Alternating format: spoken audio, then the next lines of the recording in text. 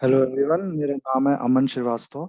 और इस वीडियो में हम लोग जो कोल्ड वॉर है उसके बारे में जानने की कोशिश करेंगे, उसको समझेंगे कि क्या एक्चुअली में हुआ था, उसकी पूरी हिस्ट्री क्या है। और उसको गाइज समझने की कोशिश करेंगे क्यों ये इतना इम्पोर्टेंट है। कोल्ड वॉर जो है वो गाइज आपको इस वीडियो के बाद समझ में आएगा कि आज भी जो है बहुत ज्यादा जो इंटरनेशनल पॉलिटिक्स है उसको इन्फ्लुएंस कर रहा है। ओके, तो पूरा A to Z cold war के बारे में जानेंगे, समझेंगे। तो बिना समय वेस्ट किए guys, let's start this video. Guys, cold war जो है, एक्सपर्ट्स कहते हैं कि जो सेकेंड वर्ल्ड वॉर जब खत्म हुआ था उसके बाद का जो टाइम फ्रेम है, जो 1945 के बाद जो कोल्ड वॉर की शुरुआत होती है। लेकिन गाइस, इसको समझने के लिए थोड़ा बैक में जाना पड़ेगा और एक दो इवेंट उसके पहले के भी समझने पड़ेंगे।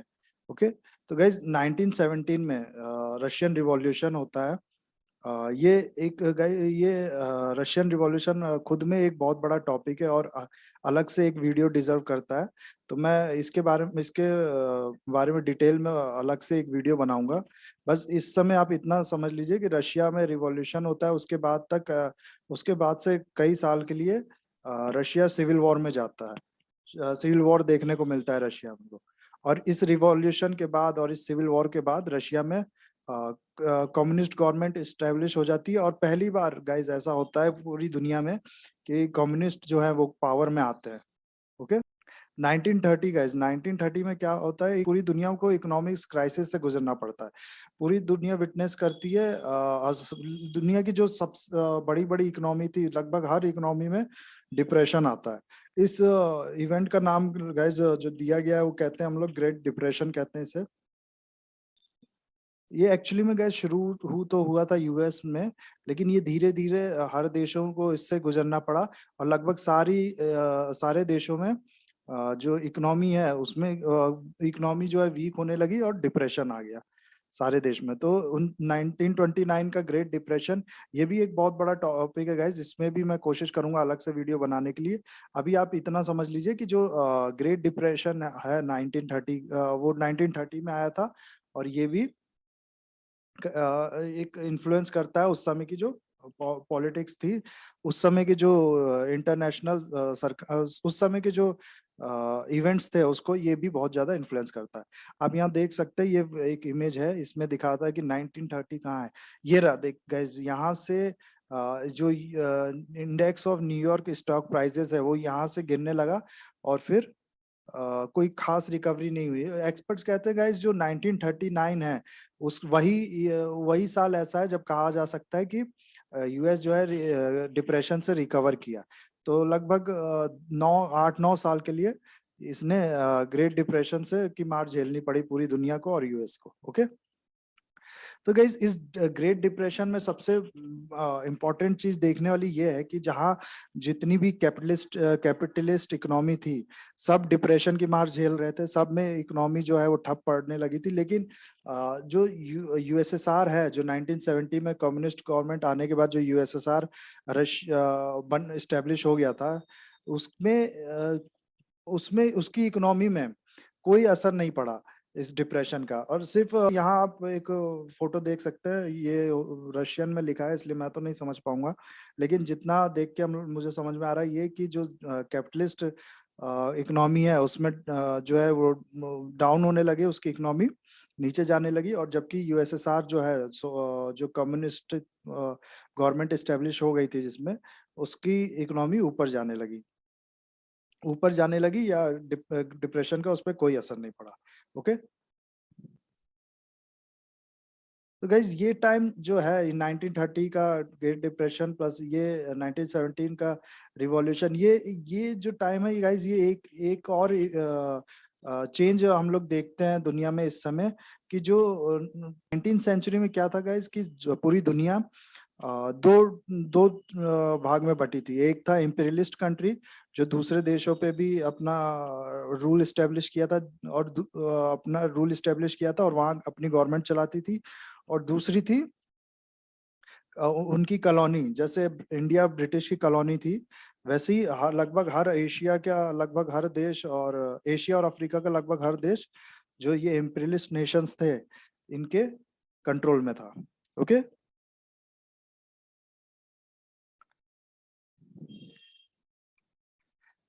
ये था 1970 सॉरी 19 सेंचुरी की बात।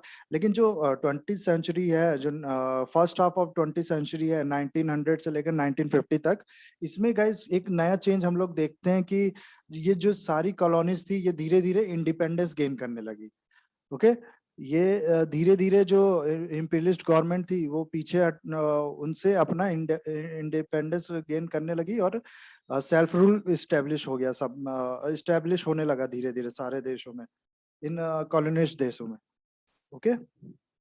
यहाँ एक डाटा आप लोग देख सकते हैं, अफगानिस्तान जो है वो 1919 में इंडिपेंडेंस मिला उसको, एंटीगिया एंड बरबुडा 1981 में, बहामास 73। तो ये जो गाइस शुरुआत, ये जो पीरियड था 20th सेंचुरी उसके बाद का, उसके उसमें जो सारी कॉलोनीज थी वो धीरे धीरे इंडिपेंडेंस होने लगी। यहाँ इंडिया की भी है, आप लोग देख सकते हैं, हमें पता 1947 में इंडिपेंडेंस मिली हमें। तो जब ये हुआ गाइस, जब सारे देश जब इंडिपेंडेंट होने लगे, तो इन सारे देश के पास एक इंडिपेंडेंस के बाद एक सवाल था कि हमारा जो इकोनॉमिक मॉडल हो वो कैसा होगा। ओके। इस समय गाइस इनको क्या देखने को मिल रहा था? सबसे पहली चीज तो इनने जो विटनेस किया था कैपिटलिज्म का, जो सबसे बड़ा इविल था, सबसे बड़ा जो साइड इफेक्ट था, वो तो कॉलोनिज्म इन लोग ने खुद ही विटनेस किया था। सब कॉलोनी बन चुकी थी कैपिटलिज्म के चलते ही। दूसरा गाइस जो ये हम लोग ने देखा 1930 का ग्रेट डिप्रेशन, इसमें क्या हुआ कि सारी कैपिटलिस्ट कंट्री की इकोनॉमिक जब डिप्रेशन में थी, तब रशिया की इकोनॉमी, यूएसएसआर की इकोनॉमी सॉरी, ग्रो कर रही थी। ओके। और उस पर डिप्रेशन का कोई असर नहीं पड़ा था। तो दूसरा ये लोगों ने देखा। तीसरा गाइस जो एक और बहुत बड़ी चीज थी जो कम्युनिस्ट गवर्नमेंट शुरुआत से अपने साथ लेके चल रही थी, शुरुआत से सपोर्ट कर रही थी, वो था कि ये सख्त खिलाफ थे वॉर के, जितने भी कम्युनिस्ट थे। तो ये लोग भी जो वॉर हुई, first world war, second world war, उसका असर इन पे भी पड़ा था काफी। और ये नेशंस भी थी जो काफी पुअर नेशंस थी, तो इन लोग पे मैं कहूंगा ज्यादा असर पड़ा था। ओके। चौथा जो था वो ये कि जो कैपिटलिज्म में जो शुरू से वादा किया था, कि जब कैपिटलिज्म आया था, जब उसने कहा था कि सबके पास प्रॉस्पेरिटी होगी, सबके पास पैसा होगा, सबके पास पैसा होगा, और सबकी लाइफ स्टैंडर्ड ऑफ लिविंग में इम्प्रूवमेंट होगा, ऐसा ये अपना प्रॉमिस जो है ये प्रूव कर नहीं पाया था, ये डिलीवर कर नहीं पाया था। हम लोग ने क्या देखा था कैपिटलिज्म में क्या के बाद क्या हुआ था कि दो क्लास क्रिएट हो गई थी। दो क्लास क्रिएट हो गई थी, अमीर और गरीबों की क्लास। जो प्राइवेट इंडस्ट्रीज जो ओन करते थे, जो मैन्युफैक्चरिंग हब जो ओन करते थे, वो अमीर थे और भी अमीर होते जा रहे थे। और जो लेबर क्लास थी वो बहुत ज्यादा गरीब थी, और भी गरीब होती जा रही थी। तो ये भी एक बहुत बड़ा साइड इफेक्ट था गाइस कैपिटलिज्म का, जो लोगों ने उस समय नोटिस किया, विटनेस किया। तो ये चार चीज देख के क्या हुआ गाइस, जो ये जो नेशंस थे, इनमें कई पॉजिटिव सेंटिमेंट क्रिएट हुआ कम्युनिज्म को लेके और सोशलिज्म को लेके। ओके। ये मोर अट्रैक्टिव, ये देश और मोर अट्रैक्टिव हुए टुवर्ड्स कम्युनिज्म और सोशलिज्म। ओके। तो गाइस क्या हुआ कि कम्युनिज्म जब रशिया में आया, उसके बाद इसने बहुत तेजी से अपने पैर फैलाना शुरू किया। आप देख सकते हैं ये एक डायग्राम, एक उस समय यूरोप का मैप है। ये जो रेड में जितने जो है नेशंस, वो कम्युनिस्ट कंट्री हैं और सोशलिस्ट कंट्री है, और जो ये ब्लू में है ये ओपन मार्केट है, यानी कैपिटलिस्ट कंट्री है। तो आप लोग देख सकते हैं, ये पोलैंड हो गया, ईस्ट जर्मनी, हंगरी, और रोमानिया, यूगोस्लाविया, बल्गेरिया, ये यूरोप की ये हाल है गाइस। पूरा यूरोप लगभग और दो टुकड़ों में बट चुका था। ओके। सॉरी, ईस्ट जर्मनी है। तो इस चीज को गाइस नाम दिया, ये जो लाइन बीच में जो सेपरेट कर रही है इस दो वर्ल्ड को, कम्युनिस्ट वर्ल्ड को और कैपिटलिस्ट वर्ल्ड को, इस लाइन को नाम दिया आयरन कर्टन। विंस्टन चर्चिल ने ये नाम दिया था कि पूरा यूरोप जो है आयरन कर्टन आयरन कर्टन से दो टुकड़ों में बट चुका है। एक तरफ कम्युनिस्ट हैं और दूसरी तरफ कैपिटलिस्ट है। ओके, ये डिफरेंस आप देख सकते हैं। अगर आपको कैपिटलिज्म और सोशलिज्म का डिफरेंस समझना है तो ये आप पढ़ सकते हैं, कुछ खास नहीं है। बस इतना समझ लीजिए कि कैपिटलिज्म जो है वो प्राइवेट जो प्रॉपर्टी है उसको सब कहता है कि प्राइवेट प्रॉपर्टी होनी चाहिए, उसको सपोर्ट करता है। और सोशलिज्म जो है वो कहता है कि जो सारे रिसोर्सेज हैं जिससे प्रोडक्शन किया जाता है प्रोडक्शन किया जाएगा वो स्टेट ओन्ड होना चाहिए। ओके,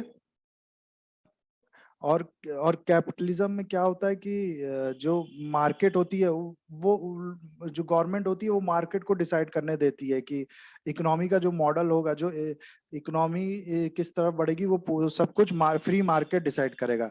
यानी अगर जिस चीज की डिमांड ज्यादा होगी वो उस चीज का प्रोडक्शन ज्यादा किया जाएगा। और सोशलिज्म में क्या करते होता है गाइस, जो गवर्नमेंट होती है वो इंटरफेयर करती है और वो कहती है कि हम बताएंगे किस चीज का प्रोडक्शन होगा। और गवर्नमेंट बेसिकली पूरा मार्केट को इकोनॉमी को मॉडल करती है। ठीक है, सेकेंड वर्ल्ड वॉर के बाद एक और बहुत बड़ा इंपॉर्टेंट चीज हुआ था गाइस, जो जर्मनी है में बांट दिया गया था। जो हम लोग को पता है कि सेकेंड वर्ल्ड वॉर के बाद जो विनिंग कंट्रीज थी वो पांच कंट्री जो 4 विनिंग कंट्रीज थी, एक सोवियत यूनियन और दूसरा यूएसए, तीसरा यूके और चौथा फ्रांस।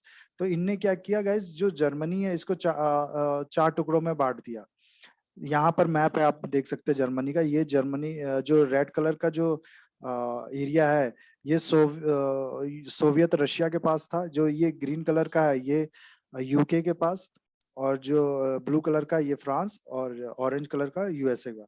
ये चार अलग अलग भाग पार्ट्स में जर्मनी को बांट दिया गया था। और ओके, और ये बर्लिन स्टेट का वो है, आप देख बर्लिन स्टेट की पिक्चर है, आप देख सकते हैं। जो बर्लिन है वो एक्चुअली में आता था तो ये यूएसएसआर वाले पार्ट में था, लेकिन इस बर्लिन को भी 4 भाग में बांटा गया था। ये वाला ऑरेंज वाला यूएसए, ऑरेंज नहीं ये येलो है एक्चुअली, ग्रीन वाला यूके और ब्लू वाला फ्रांस, और ये रेड वाला यूएसएसआर। ओके,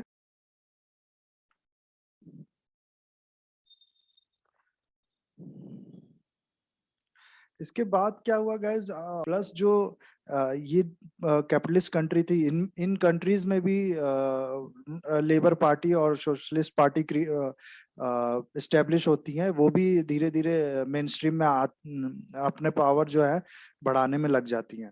तो जो इतनी भी कैपिटलिस्ट कंट्री थी ये काफी डर जाती हैं कि अगर जो ये होगा, अगर जो जगह जगह कम्युनिज्म स्टेब्लिश हो जाएगा तो हमारा क्या होगा। क्या होता था ना गाइस, जो कैपिटलिस्ट कंट्री थी, कैपिटलिज्म हमें पता है कि सपोर्ट करता है कि प्राइवेट प्रॉपर्टी होनी चाहिए। तो ये जो कैपिटलिस्ट कंट्री थी ये जगह जगह अपना इन्वेस्टमेंट करती थी। जगह जगह इनने अपने अपने इन्वेस्टमेंट कर रखे थे। और जैसे ही उस देश में कम्युनिज्म इस्टेब्लिश हो जाता था या फिर सोशलिज्म इस्टेब्लिश हो जाता था, वो देश क्या करता था, उस सारी प्रॉपर्टीज को नेशनलाइज कर देता था। तो सारा इन्वेस्टमेंट ये लोग करते थे और फायदा जब प्रॉफिट लेने की बात आती थी तब वो नेशनलाइज कर दिया जाता था उस देश की गवर्नमेंट के द्वारा। ओके, तो एक तरह से ये लोग नेचुरली एनिमी थे एक दूसरे के, क्योंकि जो मेन मैं कहूँगा जो प्रिंसिपल है वो कैपिटलिज्म का और सोशलिज्म का, वही एक दूसरे में वही पूरा कॉन्फ्लिक्ट करता था एक दूसरे से। इसलिए ये लोग नेचुरल एनिमी थे एक दूसरे के।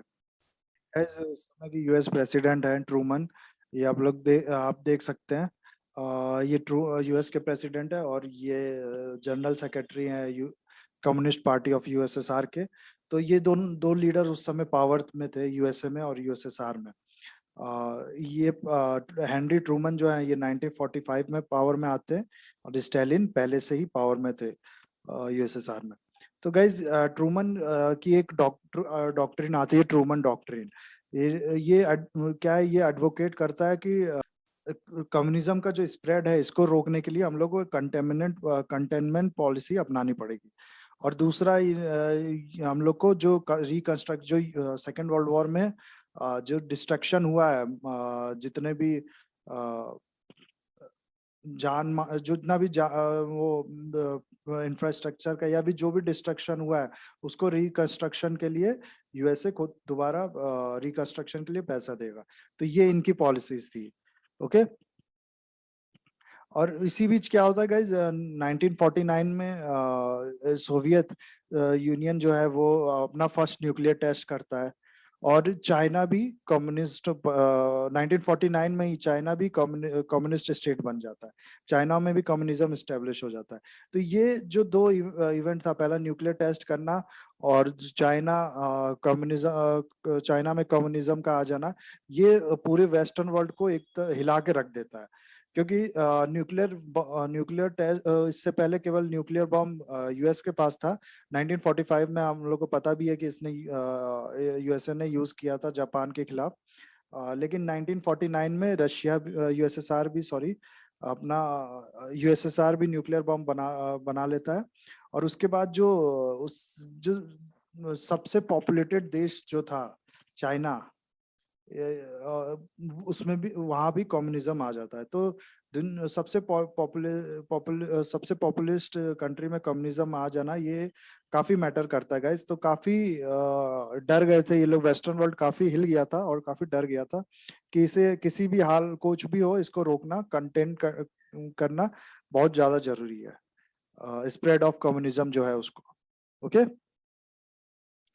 तो इसीलिए गाइस 1949 में क्या होता है कि जो वेस्टर्न वर्ल्ड है ये आपस में मिलके एक मिलिट्री ऑर्गेनाइजेशन क्रिएट करता है, जिसका ये लोग नाम रखते हैं NATO, North Atlantic Treaty Organization. Okay. ये आप लोग यूरोप में देख सकते हैं कि ये जितने भी ब्लू कलर्ड कंट्रीज हैं ये नाटो के मेंबर्स हैं इस समय। यूएसए फॉर्म करता है अपने मित्र देशों के साथ नाटो, और जो यूरोप और सारे यूरोप और नॉर्थ अमेरिकन कंट्रीज इसके मेंबर बनते हैं। सारे यूरोप सॉरी यूएसए क्रिएट करता है अपने मित्र देशों के साथ एक मिलिट्री ऑर्गेनाइजेशन जिसका नाम रखता है नाटो, इसको यूएसएसआर के इन्फ्लुएंस को काउंटर करने के लिए। ओके। तो इतना गाइस क्लियर हो गया। अब इसके बाद जो बड़ा इवेंट, सबसे बड़ा इवेंट जो था कोल्ड वॉर में, वो था कोरियन वॉर। यहाँ से गाइस जो कॉन्फ्लिक्ट होता है धीरे धीरे बढ़ना शुरू हो जाता है, जो माहौल होता है वो गरमाना शुरू हो जाता है। और यहाँ पर लोगों को समझ में आ जाता है कि भले वॉर नहीं हो रही, लेकिन जो टेंशन है वो बहुत ज्यादा है अभी भी, और जो माहौल है वो काफी गर्म है। तो यहाँ से लगभग पूरे वर्ल्ड को ये टर्म मिल जाता है, कोल्ड वॉर का टर्म। कोल्ड वॉर तो इतना समझ में आ गया गाइज हम लोग को कि कोल्ड वॉर है क्या। कोल्ड वॉर एक आइडियोलॉजिकल वॉर है, कोई कन्वेंशनल वॉर नहीं हुआ, कोई सोल्जर एक दूसरे पे गोली नहीं चलाए, बम नहीं किसी ने एक दूसरे पे डाले, लेकिन एक तरह से आइडियोलॉजिकल वॉर था। आइडियोलॉजी के थ्रू वॉर लड़ा जो था उसको कोल्ड वॉर कहा जाता था। एक तरफ थे कैपिटलिस्ट कंज्यूमरिस्ट या फिर कह लें डेमोक्रेटिक कंट्रीज, और दूसरी तरफ थे कम्युनिस्ट और सोशलिस्ट कंट्रीज। ओके। तो गाइज जो अगला सबसे बड़ा इवेंट जो हुआ कोल्ड वॉर में वो था 1950 से में शुरू हुआ कोरियन वॉर, जो 3 साल तक चलता है 1953 तक। ओके। क्या होता है ना गाइज, वर्ल्ड वॉर 2 से पहले जो कोरिया था वो जापान की कॉलोनी थी। ओके। जैसे यूके और फ्रांस ने अलग अलग देशों पे अपना रूल एस्टेब्लिश किया, वैसे जापान ने एशिया के इस कंट्री पे रूल एस्टेब्लिश कर दिया था। कोरिया सेकेंड वर्ल्ड वॉर के बाद गाइस हमें लोग को पता है कि जो ये जापान, जर्मनी और इटली थे जो एक्सिस नेशंस थे वो हार गए। और उसके बाद क्या हुआ गाइस, जो जापान की जो जितने भी कॉलोनीज थी वो छीन ली गई जापान से। ओके। तो कोरिया भी उसमें से एक था। कोरिया भी जापान से छीन लिया गया, और कोरिया को यूएसएसआर ने और यूएसए ने आपस में बांट लिया। 38 डिग्री चैनल पे एक बॉर्डर क्रिएट किया गया, और उसके साउथ का जो कोरिया का पार्ट था वो यूएसए ने अपने पास रख लिया, और उसके नॉर्थ वाला पार्ट यूएसएसआर ने ले लिया। ओके, और ये दोनों गाइज अपना अपना इन्फ्लुएंस बढ़ाने लगते हैं। यूएसएस नॉर्थ कोरिया में यूएसएसआर ने सोशलिज्म का इन्फ्लुएंस शुरू कर दिया, और साउथ कोरिया जो है वो कैपिटलिज्म के इन्फ्लुएंस में आ गया। ओके, यानी यूएसए का रूल था तो कैपिटलिस्ट इन्फ्लुएंस में आया वो। गैस फिर क्या होता है 1948 और 49 में, ये 1948-49 में ये विड्रॉ कर जाती हैं दोनों देश, यूएसएसआर की आर्मी, यूएसए की आर्मी। उसके बाद क्या होता है कि जो जैसे ये विड्रॉ करती है 1950 में, 25 जून 1950 को क्या करता है, नॉर्थ कोरिया जो है वो अटैक कर देता है साउथ कोरिया पे, और पूरा साउथ कोरिया कैप्चर कर लेता है। एक्सेप्ट दैट एरिया, यहाँ पर जो पुसान वाला एरिया है इसको छोड़ के पूरा जो साउथ कोरिया वो कैप्चर कर लेता है नॉर्थ कोरिया। तो गाइज 25 जून से कोरियन वॉर शुरू होता है, और नॉर्थ कोरिया पूरा कब्जा कर लेता है साउथ कोरिया। अब क्या होता है कि जो यूएन है उसमें फिर रिजोल्यूशन पास होता है इसके खिलाफ, और ट्रूप्स जो है, सॉरी, यूएन अपनी ट्रूप्स जो है वो भेजता है साउथ कोरिया में। तो 7 अक्टूबर 1950 में को यूएन की ट्रूप यहाँ पर पुशान वाले एरिया में उतरती है। ओके गाइज, फिर यूएन की ट्रूप का जब शुरुआत में नॉर्थ कोरियन की जो आर्मी थी जो साउथ कोरिया कैप्चर करके बैठी थी, जब शुरुआत में इनसे सामना होता है, शुरुआत में जब सामना होता है नॉर्थ कोरिया की फोर्स से, तो ये शुरुआत में सेटबैक मिलता है इनको, उतना कुछ अच्छा रिजल्ट नहीं मिलता है। तो उसके बाद क्या होता है कि जो और ट्रूप मंगाई जाती है यूएन से, तो यूएन की और ट्रूप जब आती है तो गाइज ये फोर्स कर देते हैं नॉर्थ कोरियन आर्मी को रिट्रीट करने के लिए, और 38 चैनल के पीछे नॉर्थ कोरियन आर्मी को धकेल देते हैं। इसके बाद गाइज ये लोग जो है यहाँ पर रुकते नहीं है, और इसको ये लोग क्रॉस करके नॉर्थ चैनल के ये चाइनीज बॉर्डर के पास तक का एरिया जो है ये कैप्चर कर लेते हैं। उससे कोई बात क्या होता है, जो चाइना है वो एक्टिव हो जाता है। चाइना एक्टिव हो जाता है तो चाइना अपनी हेल्प करने लगता है नॉर्थ कोरियन आर्मी को इनको बैक में भेजने के लिए। तो जब ये बैक में भेजते तो गाइज फिर से नॉर्थ कोरिया की जो फोर्स थी वो फिर से साउथ कोरिया में एंटर कर लेती है और काफी अपना एरिया कैप्चर कर लेती है। गाइस, जो अगला सबसे बड़ा इवेंट होता है कोल्ड वॉर में, वो होता है 1950 और 53 का Korean war. Okay, Korean war में क्या होता है गाइस, जो सेकंड वर्ल्ड वॉर जब खत्म होता है तो सेकंड वर्ल्ड वॉर से पहले कोरिया जो होता है वो जापान की कॉलोनी होती है, और जब सेकंड वर्ल्ड वॉर खत्म हो जाता है, जब जापान की हार हो जाती है, तो इसको कोरिया को जापान से छीन लिया जाता है, और यूएसएसआर और यूएसए इसको आपस में बांट लेते हैं। नॉर्थ कोरिया जो होता है वो यूएसएसआर रख लेता है, साउथ कोरिया को यूएसए रख लेता है। तो इसी की वजह से साउथ कोरिया का यूएसए के पास होने की वजह से इसमें कैपिटलिज्म का जो है वो इन्फ्लुएंस होता है, बढ़ता है, और जो नॉर्थ कोरिया में है वो उसमें सोशलिज्म का इन्फ्लुएंस बढ़ जाता है। तो ये आप लोग देख सकते हैं डायग्राम में, यहाँ पर नॉर्थ कोरिया में रेड मतलब कम्युनिस्ट को रिप्रेजेंट करता है। ये 38 डिग्री जो चैनल है ये बाउंड्री होती है इन दोनों के बीच में। तो गाइस क्या होता है ना, इतना हो गया, फिर 1948 और 49 का जो समय है, इस समय ये दोनों आर्मी, यूएसएसआर की आर्मी और यूएसए की आर्मी, जो कैप्चर करने के बाद से यहाँ पर रुकी हुई थी, सॉरी, जो 45 के बाद से यहाँ पर रुकी हुई थी, ये वापस हट जाती है, बैक हो जाती हैं और चली जाती है यहाँ से। तो उसके बाद क्या होता है, जैसे ही आर्मी बैक होती है, नॉर्थ कोरिया है जो कम्युनिस्ट कोरिया जो कह लें, वो क्या करता है, वो साउथ कोरिया पे अटैक कर देता है। तो 25 जून 1950 को साउथ कोरिया पे अटैक करता है नॉर्थ कोरिया, और इस जब ये होता है तो यूएन में फिर हल्ला होने लगता है। तो यूएस सबसे ज्यादा आवाज उठाता है कि ये जो हो रहा है इसको रोकना चाहिए किसी भी हाल में, जो कंटेनमेंट पॉलिसी है वो उसको फेल नहीं होने देना चाहिए, नहीं तो नहीं तो पूरे पूरे वर्ल्ड पे कम्युनिज्म एस्टेब्लिश हो जाएगा, पूरे एशिया में कम्युनिज्म एस्टेब्लिश हो जाएगा। ओके, और 1949 में हम लोग देखते हैं चाइना में वैसे ही स्टेब्लिश हो जाता है। तो इस समय काफी एक्टिव हो जाता है यूएसए। ओके, तो आफ्टर अब फिर बहुत ज्यादा डिस्कशन वगैरह होने पे यूएन की जो ट्रुप्स हैं वो भेजी जाती हैं साउथ कोरिया में। जो नॉर्थ कोरिया की आर्मी ने जो कैप्चर कर लिया साउथ कोरिया, और नॉर्थ कोरिया की आर्मी को पीछे धकेलने के लिए, सॉरी, साउथ कोरिया भेजी जाती है ताकि जो साउथ कोरिया को जो है वो फ्री किया जा सके नॉर्थ कोरिया की आर्मी से। तो ये जो नॉर्थ कोरिया का जो आर्मी पूरा कैप्चर करती है, ये पूरे साउथ कोरिया कैप्चर कर लेती है except that area, that Pusan वाला जो एरिया है ना, इसको छोड़ के सब कैप्चर कर लेती है।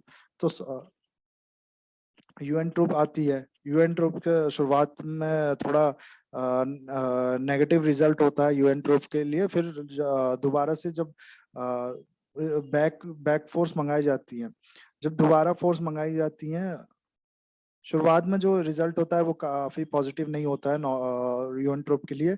जब और फोर्स आती हैं और काफी स्ट्रगल के बाद सक्सेसफुली क्या करती है जो यूएन ट्रूप है, जो वो नॉर्थ कोरिया की आर्मी को रिट्रीट होने पे मजबूर कर देती है, और नॉर्थ कोरिया की आर्मी फिर से ये 38 डिग्री चैनल के पीछे चली जाती है। तो उसके बाद क्या होता है, ये गाइज, ये जो यूएन ट्रूप्स हैं, जो कहने के लिए यूएन ट्रूप्स थी, ज्यादातर इसमें यूएस आर्मी के ही लोग थे। ये लोग क्या करते हैं कि यहाँ रुकते नहीं है, ये लोग और करने लगते, और अटैक करने लगते हैं नॉर्थ कोरिया पे, और एरिया कैप्चर करते करते ये लोग चाइनीज बॉर्डर के पास आ जाते हैं। तो चाइना को ये पसंद नहीं आता है, चाइना में खुद कम्युनिज्म आ चुका होता है। तो चाइना फिर क्या करता है कि नॉर्थ कोरियन फोर्स को बैक करने लगता है, और उसके बाद नॉर्थ कोरिया चाइना की बैकिंग से सक्सेसफुली इन लोग को पीछे धकेल देता है, 38 चैनल के पीछे धकेल देता है। तो इसी समय गाइस क्या होता है कि इसी समय क्या होता है कि जो यूएसए है, इसमें गवर्नमेंट चेंज होती है और आइसेनहावर नए प्रेसिडेंट बनते हैं। यूएफी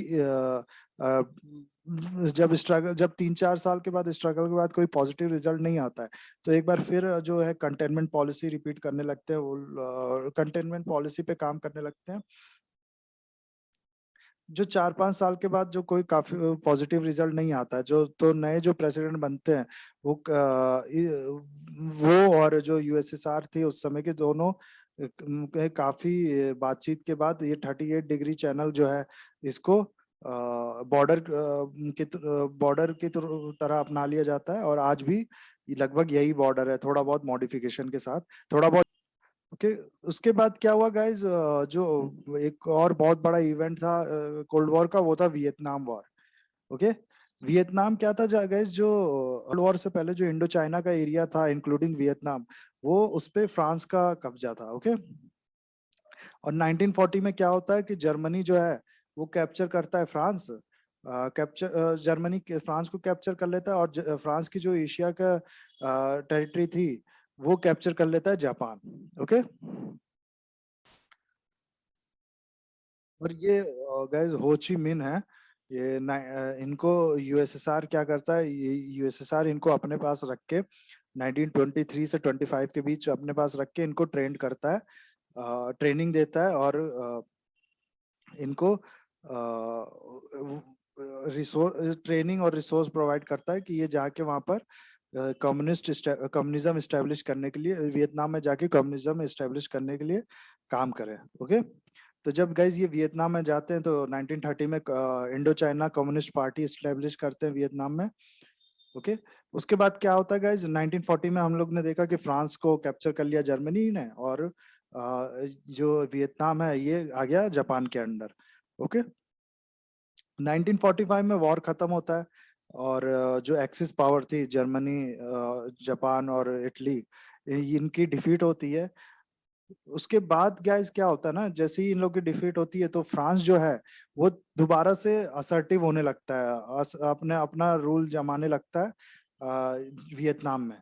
लेकिन तब तक गाइस जो सरकमस्टेंस थे वो काफी चेंज थे पहले से, और पूरी हो चिन में है ये कम्युनिस्ट पार्टी स्टेब्लिश कर चुके थे अपना, और काफी ये भी अपना जो सिग्निफिकेंस है वो गेन कर चुके थे वियतनाम में।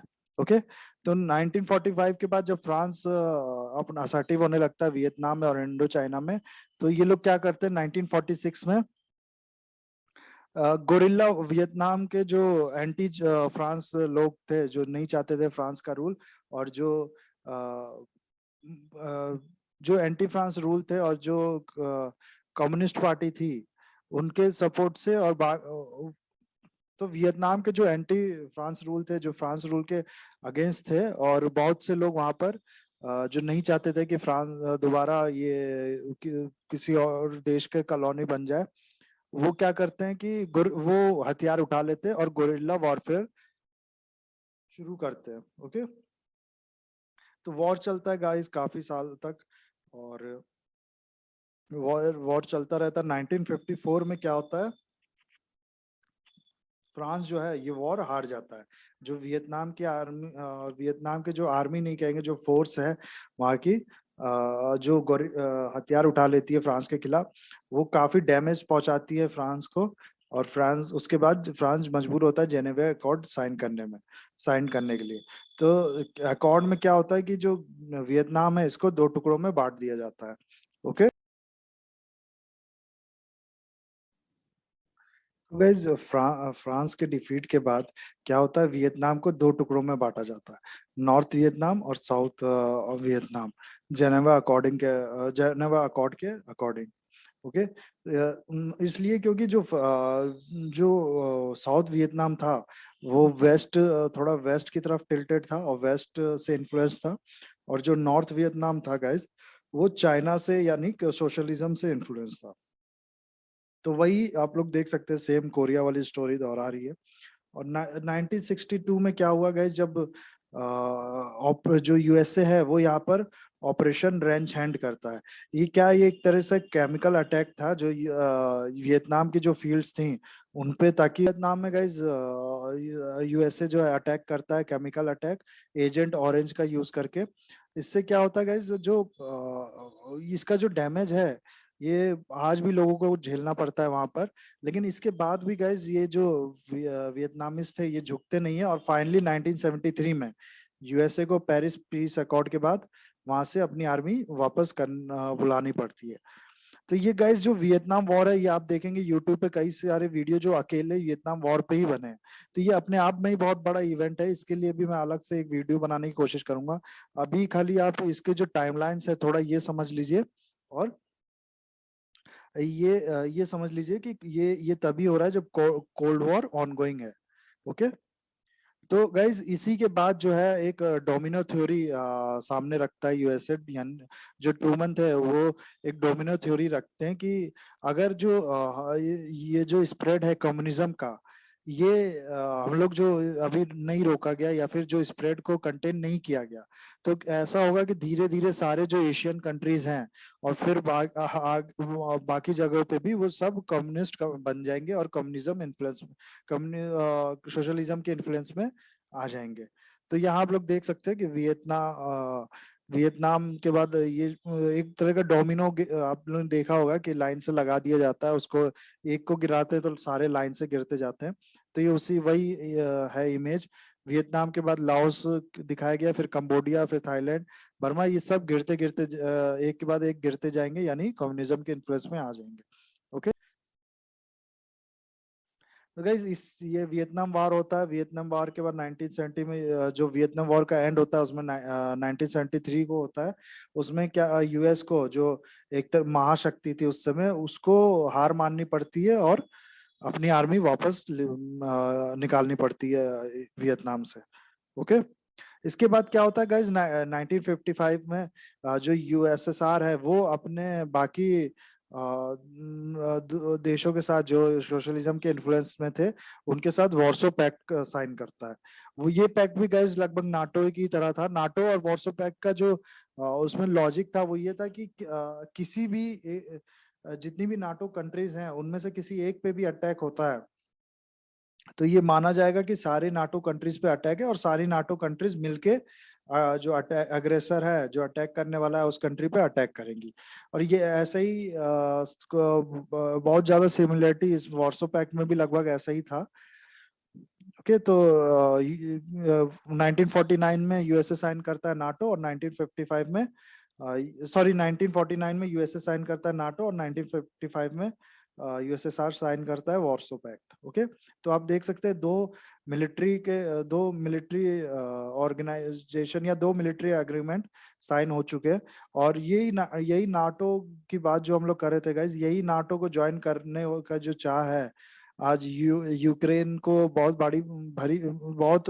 बड़ी कीमत चुकानी पड़ रही है उसकी वजह से। तो गाइस जो आप लोग देख सकते हैं, पूरी दुनिया जो है दो वर्ल्ड में बट चुकी है। एक है यूएसएसआर लेड सोशलिस्ट नेशंस, और दूसरी तरफ यूएसए लेड कैपिटलिस्ट नेशन। तो पूरी दुनिया गाइस अपने आप को स्प्रेड, सॉरी, ये दोनों ही जो ब्लॉक है अपने आप को स्प्रेड करने की कोशिश कर रहा है। जो वेस्ट है ये यूएसएसआर का स्प्रेड रोकने की कोशिश कर रहा है। और दोनों ही साइड गाइज क्या होता है ना कि यूएसए दोनों साइड अपनी इमेज सुधारने में लग जाती हैं कि हम अच्छे हैं, हम अच्छे हैं, एक तरह से अपना पॉजिटिव इमेज क्रिएट करने लगती हैं। लेकिन जो रियलिटी ये है गाइज कि दोनों ही साइड बहुत से इमोरल एक्टिविटीज में बहुत से इमोरल स्टेप्स लेती हैं और इमोरल एक्टिविटीज में भागीदार बनती है।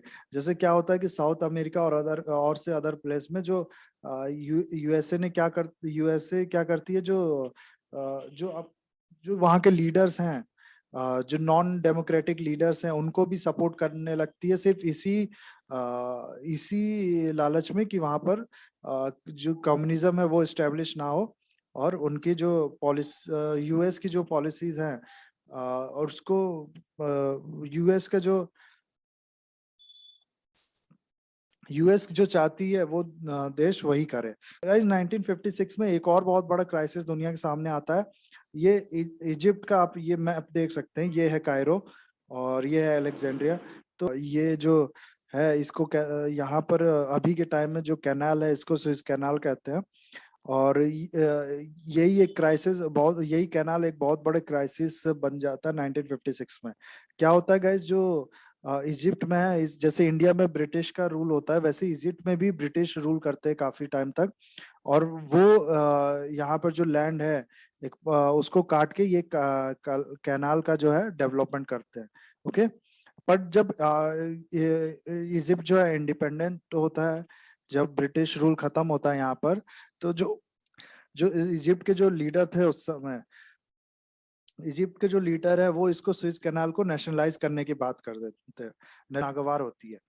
तो वो क्या करता है गाइस, ब्रिटेन जो है फ्रांस को और इसराइल को अपने साथ लेके इजिप्ट पे अटैक कर देता है।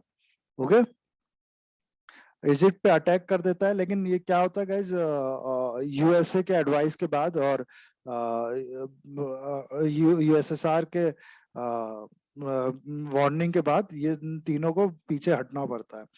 अब तो ये इस तरह से गाइज उस समय की ये सिचुएशन होती है दुनिया की। पूरी दुनिया दो ब्लॉक में बटी रहती है, वर्ल्ड था। तो गाइज ये हाल थी उस समय के वर्ल्ड की। जो वर्ल्ड था वो एक टू पोलर वर्ल्ड था। एक तरफ जो सुपर पावर था वो यूएसएसआर था, आधे नेशन उसके ब्लॉक ज्वाइन कर रहे थे, उसकी तरफ उसके ब्लॉक में थे, और आधे नेशन यूएसएसआर के ब्लॉक में थे जो दूसरा महाशक्ति था उस समय। तो गैस इसी चीज को, जो अभी हाल में इंडिपेंडेंट हुए जो नेशंस थे, जो एशिया और अफ्रीका के, जो ने अभी कुछ समय पहले ही इंडिपेंडेंस गेन की थी काफी स्ट्रगल के पास, तो इस चीज को वो लोग एक तरह से वो इसको अपने सोवर्निटी के पे एक आँच समझने लगे कि अगर हम लोग किसी की ब्लॉक ज्वाइन करेंगे तो हम लोग इंडिपेंडेंट पॉलिसी फिर से नहीं अपनी क्रिएट कर पाएंगे, और हम लोग को उनके अकॉर्डिंग ही काम करना पड़ेगा। तो इसी चीज को देखते हुए गाइज एक नए ब्लॉक का जन्म होता है, और नाम रखा जाता है उसका नॉन अलाइन मूवमेंट। जो इंडिया थे वो फाउंडिंग मेंबर था उसमें, और बाकी के फाउंडिंग मेंबर आप लोग यहाँ देख सकते हैं। ये फोटो है उस समय की। ये हमारे जवाहरलाल नेहरू हैं, ये गाना के लीडर है उस समय, इनका नाम मैं भूल रहा हूँ। ये नासिर है इजिप्ट के। ये स्विस कैनाल क्राइसिस के टाइम भी यही उस समय प्रेसिडेंट थे, सॉरी लीडर थे इजिप्ट के, प्रेसिडेंट थे इजिप्ट के, राइट। और ये सुकर्नो है इंडोनेशिया के। गैस इनके बारे में एक चीज बता दूं, जो इनका नाम है सुकर्णो, ये महाभारत के कर्ण के नाम के ऊपर रखा गया है। इनके पिताजी ने इनका नाम रखने से रखते टाइम कर्ण के आगे एक सु शब्द लगा दिया। सु मतलब राइटियस होता है, और जो कर्ण ने हम लोग को पता है कि गलत पक्ष का साथ दिया था, तो उसको थोड़ा सा मॉडिफाई करके सुकर्णो नाम लग दिया कि ये गलत पक्ष का साथ देने वाले नहीं है। और ये यूगोस्लाविया के लीडर हैं, टीटो करके कुछ नाम है इनका, यहाँ टीटो लिखा है सिर्फ। तो ये गाइस हाल थी उस समय के वर्ल्ड की, जो नॉन अलाइनमेंट मूवमेंट था। ये इसका ये मतलब नहीं था कि हम वर्ल्ड के पॉलिटिक्स से हमें मतलब नहीं है, हम अपना मन का काम करेंगे जो हमें सही लगता है। इसका मतलब ये था कि हम कोई ब्लॉक नहीं ज्वाइन कर रहे हैं, और हम लोग जो है पीस की तरफ है, हम लोग एस्केलेट नहीं करना चाहते, जो टेंशन है उसको हम लोग मेडिएट करेंगे, टेंशन को रिड्यूस करने के लिए। तो गाइज ये एक रीजन था ये तीसरे ब्लॉक का बनना और नाम का बनना से 1961 में। 1961 में गाइज एक और बहुत बड़ी डेवलपमेंट होती है। क्या होता है ना गाइज कि बाकी सब तो ठीक है, कम्युनिज्म सोशलिज्म अच्छे आइडिया के साथ शुरू होता है, वो कैपिटलिज्म भी एक अच्छे आइडिया के साथ शुरू हुआ था। लेकिन क्या होता है गाइज कि कोई भी आइडिया जब स्टेब्लिश होता है और उस पर जब काम किया जाता है, तब उसके धीरे धीरे नेगेटिव इम्पैक्ट जो है वो लोगों के सामने आने लगते हैं। पहले शुरुआत में सारे एक होली कॉन्सेप्ट के साथ शुरू होते हैं, लेकिन धीरे धीरे उसके जो साइड इफेक्ट्स हैं वो सामने आने लगते हैं। तो जो सोशलिस्ट कंट्री थी गाइस, सोशलिस्ट मतलब गवर्नमेंट के पास पावर होगी, गवर्नमेंट मार्केट जो है वो डिसाइड करेगी कि क्या प्रोडक्शन होगा, और पूरे मार्केट को है गवर्नमेंट मॉडल करेगी। इसमें क्या है गाइस, इसमें एक बहुत नेचुरल सा एक वनरेबिलिटी है सोशलिज्म की, कि ये ज्यादा प्रोन है करप्शन को लेके। गवर्नमेंट के पास ज्यादा रहेंगे, गवर्नमेंट वर्कफोर्स ज्यादा रहेगी, तो एक करप्शन के का चांसेस ज्यादा है उसका। और दूसरा गाइस जो ये जो प्रोडक्टिविटी है गवर्नमेंट, हम लोग आप लोगों ने देखा होगा कि गवर्नमेंट जो जो गवर्नमेंट एजेंसी सॉरी गवर्नमेंट जो ऑर्गेनाइजेशन है वो उतना प्रोडक्टिविटी नहीं दे पाती। आज जो आप गवर्नमेंट हॉस्पिटल में चले जाएं और एक तरफ प्राइवेट हॉस्पिटल में चले जाएं, आप गवर्नमेंट एयरलाइंस और प्राइवेट एयरलाइंस देख ले, तो गवर्नमेंट जो है उसका जो काम करने का जो प्रोडक्टिविटी है वो उतना उस लेवल का नहीं हो पाता है। जो जब प्रोडक्टिविटी नहीं होगी तो आप जो सोशलिस्ट कंट्री थी ये उस इतनी कैपेबल नहीं है कि जो वेस्टर्न वर्ल्ड है, जो कैपिटलिस्ट वर्ल्ड है, उनका ग्रोथ रेट की उतना उनका ग्रोथ रेट मैच कर पाए। तो जो ये वेस्टर्न वर्ल्ड था ये काफी तेजी से ग्रो किया इस बीच, और जो ये वाले वर्ल्ड थे सोशलिस्ट वर्ल्ड या फिर जो यूएसएसआर ब्लॉक के, ये उतना ग्रोथ नहीं दिखा पाए। तो इसलिए गाइस क्या होता था कि बाकी सब में तो ठीक है, लेकिन इकोनॉमी में कहीं ना कहीं ये सोशलिस्ट कंट्रीज पिछड़ने लगी। जो जर्मनी था, जो हमने देखा दो पार्ट में बांट दिया गया था, और वेस्ट जर्मनी और ईस्ट जर्मनी। ईस्ट जर्मनी जो था वो सोवियत रशिया के पास था। तो क्या हुआ ना गाइस, जो बहुत से लोग जो ईस्ट जर्मनी से वो तंग आ चुके थे वहां की गवर्नमेंट से, और वो भाग के एस्केप करने के लिए भाग के वेस्ट वन साइड वाले में चले जाते थे। तो इसीलिए गाइस इनको रोकने के लिए एक बर्लिन वॉल वॉर सॉरी यहाँ वॉल होना चाहिए, बर्लिन वॉल बनाया जाता है 1961 में। ओके, अगला इम्पोर्टेंट इवेंट गाइस जो था इसमें कुछ कोल्ड वॉर का वो था 1962 का रश क्यूबन क्राइसिस। ओके,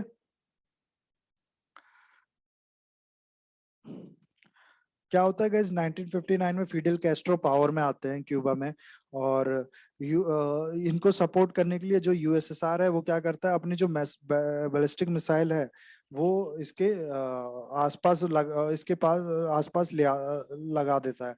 तो इस बात से जब यूएसए अवेयर होता है तो उसको ये नागवारा होता है कि हमारे जो टेरिटरी है उसके हमारे कंट्री के इतने पास किसी और की मिसाइल्स रहे, तो वो वार्निंग देता है क्यूबा को और यूएसएसआर को कि आप तुरंत यहाँ से अब जो है अपने मिसाइल्स हटाइए, और जो तुरंत यहाँ से अपने मिसाइल्स हटाइए वरना अच्छा नहीं होगा।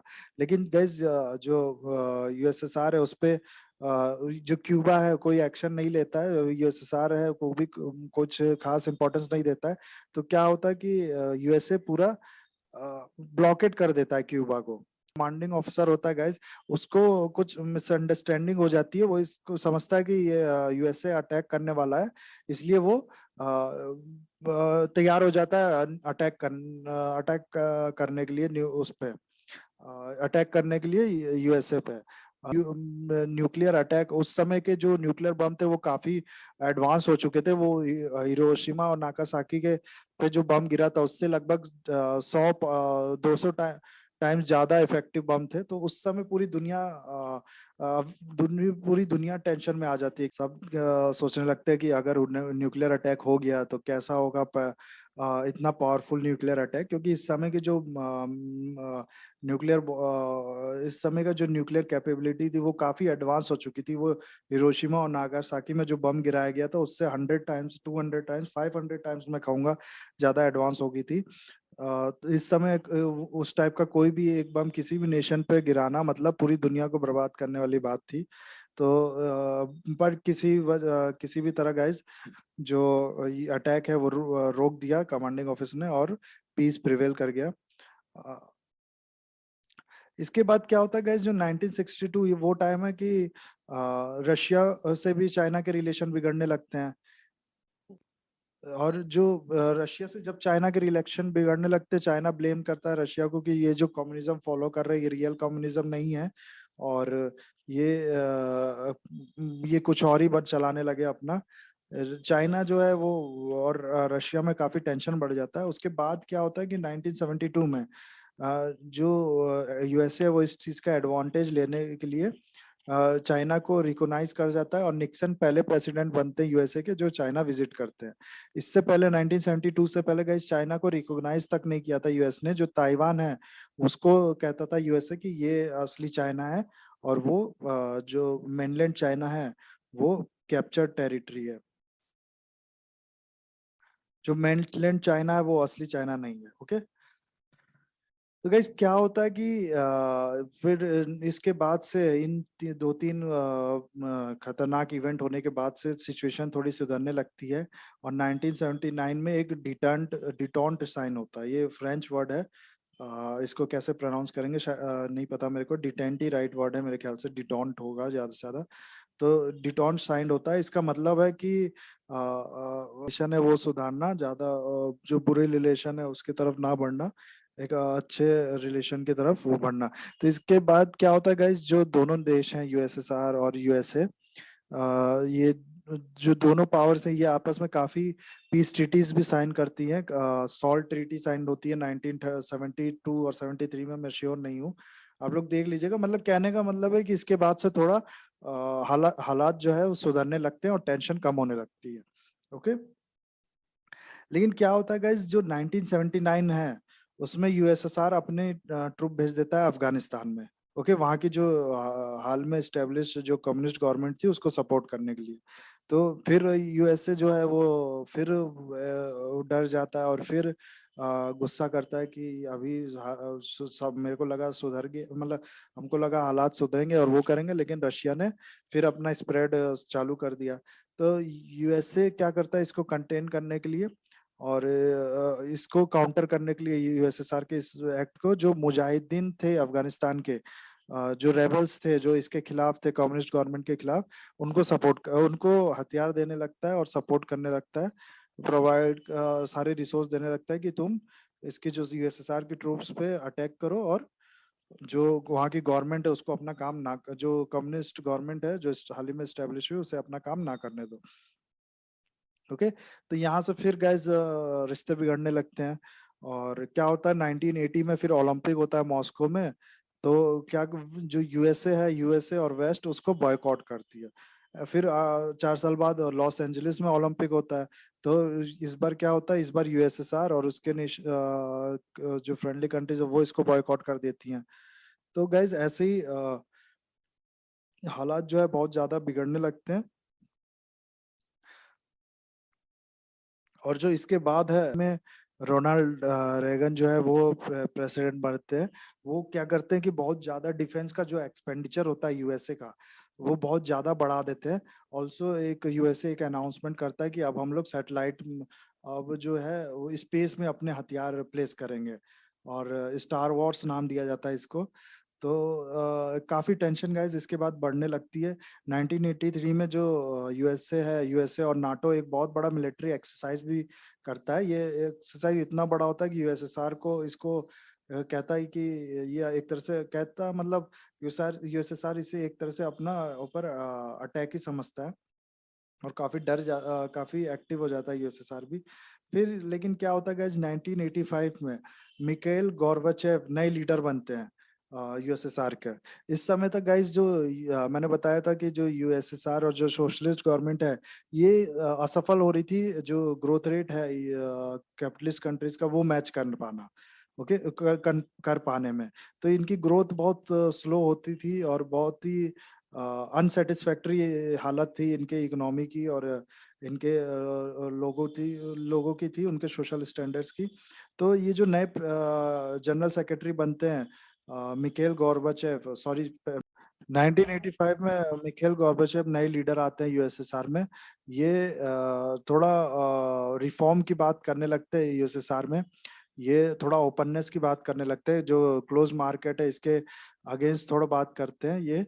और क्या होता है गाइज इस टाइम तक, लेकिन क्या होता है, मैंने बताया आपको कि जो सोशलिस्ट गवर्नमेंट थी ये असफल रही थी जो वेस्ट का जो ग्रोथ रेट है उसे मैच कर पाने में। तो इनके जो इकोनॉमी थी उसका बहुत बुरा हाल हो चुका, वो अब तक हो चुका था, और बहुत काफी अनसेटिस्फैक्टरी हालत थी यहाँ के लोगों की और इनके इकोनॉमी की। तो इसी बीच क्या होता है गाइस, 1986 में आपने सुना होगा चेरनोबिल क्राइसिस हो जाता है। जो न्यूक्लियर प्लांट था चेरनोबिल में, वहां पर कुछ गड़बड़ी होने की वजह से काफी डैमेज होता है यूएसएसआर को के इमेज को, और उसके इमेज को भी होता है, प्लस वहां पर जो उसकी इकोनॉमी को जो हुआ वो हुआ, प्लस जो लोगों का जो नुकसान होता है, लोगों की कितने लोगों की जो जाने चली जाती है, वो भी काफी भयानक हादसा था। तो 1986 में गाइज वहां पर बहुत बुरा हाल हो जाता है चेरनोबिल के बाद। इसके बाद क्या होता है गाइज, जो 1989 में 1989 आते आते तक बहुत से जगह पे यूएसएसआर के जो बहुत से जगह पे यूएसएसआर के खिलाफ प्रोटेस्ट होने लगता है। लेकिन गाइज इस बार क्या देखा जाता है कि जो मिखाइल गोर्बाचेव था ये लीडर थे इस बार। तो इस बार ये ज्यादा कोशिश नहीं करते हैं इसको दबाने की, जो सप्रेस करने की जो प्रोटेस्ट है उसको, क्योंकि इस समय गाइज काफी नेगेटिव इमेज ऑलरेडी क्रिएट कर चुका था रशिया। चाहे वो चेरनोबिल का हो गया, चाहे अपनी इकोनॉमिक हालत की वजह से हो गया, चाहे करप्शन जो था नेशन में उसकी वजह से हो गया। तो ये पीसफुल रिवॉल्यूशन जो है अलग अलग देशों में होता है, और 1991 आते आते तक यूएसएसआर जो है उसका डिसइंटीग्रेशन, 1991 में जो यूएसएसआर है उसका डिसइंटीग्रेशन हो जाता है, और 15 अलग देश यूएसएसआर से बनते हैं। ओके, 1989 में इसके बीच में गाइस जो जर्मनी वॉल था वो भी फॉल कर जाता है। तो ये जो जर्मनी वॉल क्रिएट किया था यूएसएसआर ने वो भी गिरा दिया था, मतलब जर्मनी का यूनिफिकेशन हो जाता है बस।